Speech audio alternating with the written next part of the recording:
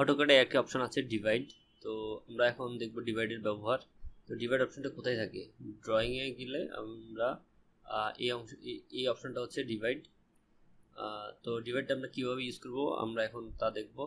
তো কিবোর্ডে আমরা টাইপ করব ডিআইবি, এন্টার।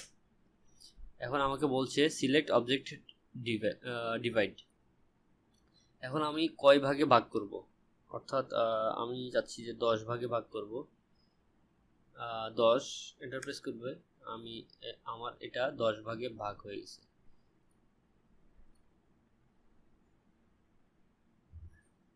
তো ভাগ করার পরে এখন আমাদের প্রথমে এই অপশন, এই চিহ্নটা নাও থাকতে পারে যখন আমরা ডিভাইড করব।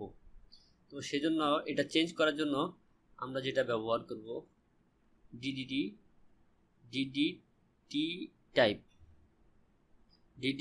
টাইপ। তো কিবোর্ডে যখন আমরা এটা লিখব ডিডিপি টাইপ, এখন দেখুন আমার এই অপশনগুলো চেঞ্জ করার একটা যেটা আমাদের প্রয়োজন, যেটা আমার প্রয়োজন সেটা আমি ইউজ করতে পারবো। তো এই হচ্ছে অটোক্যাডের ডিডিটি টাইপ।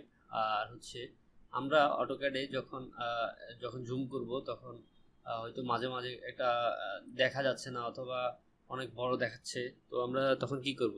তখন হচ্ছে আমরা রিফ্রেশ করব। তো এন্টার প্রেস করলে রিফ্রেশটা হবে। এখন ছোট হয়ে গেছে, এখন আমি দেখতে পাচ্ছি না। তো আমাকে আবার এন্টার প্রেস করলে আমাদের এই অপশনগুলো দেখাবে। এই হচ্ছে রিফ্রেশের কাজ।